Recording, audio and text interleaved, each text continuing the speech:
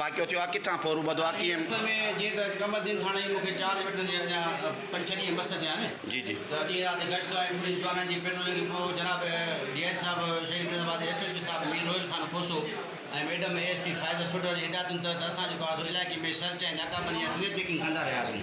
ईद जे ॾींहुं हे फरियादी वेठो आहे तव्हांजे रूबरू फौजी आहे ऐं नालो छा आहे दोस्त मोहम्मद। ईद जे ॾींहुं हिन पुटनि खां मोटरसाइकिल खसी आहिनि जेका हथूं असांजो मिलनि थियूं। हुते असां वियासीं हुते वीसर मोरी ऐं कमरदीन जी हथूं मिलनि थियूं।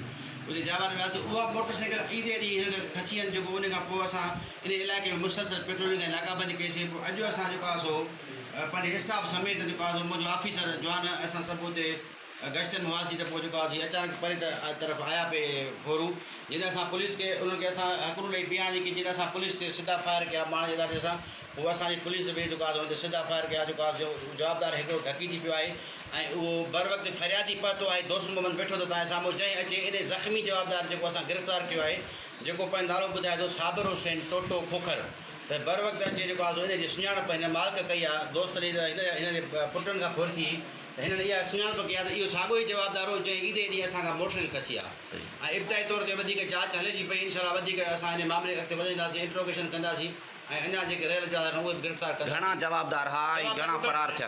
टे जवाबदार आहे। ॿ जेको आहे पहिरियों कमंदन वारे पासे खां बिरोइन जे ॻोठ खां जी जी टीह टे हुते जेको आहे ख़लकूं करे थियूं सॼो इलाइक़े ॾिठो आहे जी जी। ऐं जेको आहे उहे बिरोइन जे घर खां पहिरियों कमंदन इन पासे 2 जवाबदार फरार थी विया आहिनि। बाक़ी मालिकनि जी सुञाणप ते हिननि सुञातो आहे त इहो साॻियो जवाबदार आहे साबिर टोटो जीअं असांजे छोकिरनि खां ईद ॾींहुं गाॾी खसी तो हींअर आया आहिनि केस वग़ैरह दाख़िल थींदो ऐं जेको हे पिस्टल आहे जेको इहो फोरन खां हे पिस्टल आहे हिन ज़ख़्मी जवाबदार सां हीअ चए थो 3 चकर फायर कया हिन ते ज़ख़्मी जवाबदार खां हे पिस्टल आहे जेको असां बरामद कयो आहे ऐं हिन में गोलियूं बंदि हुन गाॾी जो डंडो ऐं लाइट हिन गाॾी में हिन जी जेका घुरियल गाॾी आहे जेको मुंहिंजी हुन गाॾी जेको आहे सो डंडो ऐं जेको लाइट इहो आहे इन मोटरसाइकिल जेका फोरन वटां बरामद थी आहे घुरियल मोटरसाइकिल आहे सही। पर हिननि जी गाॾी जो जेको सामान आहे इन गाॾी में लॻल आहे सही। ऐं हिननि पाण पर्सनली सुञाणप कई आहे त इहो ई बराबरि फोरू साॻा आहिनि जिन हिन गाॾी हिन जे पुट खां खसी ईद जे ॾींहुं। हाणे ज़ख़्मी खे जेको आहे फोरू खे असां फौरी तौर ते जेको आहे तुरत इलाज लेटर ॾेई ऐं इस्पताल मोकिलियो आहे ऐं अहिड़ो इतलाह असां बालाफ साहिब खे ॾिनो आहे SSP साहिबु असांखे शाबाश ॾिनी आहे जी जी। ऐं जेको आहे इनशाला तव्हां इलाइक़े वारनि जे तावन सां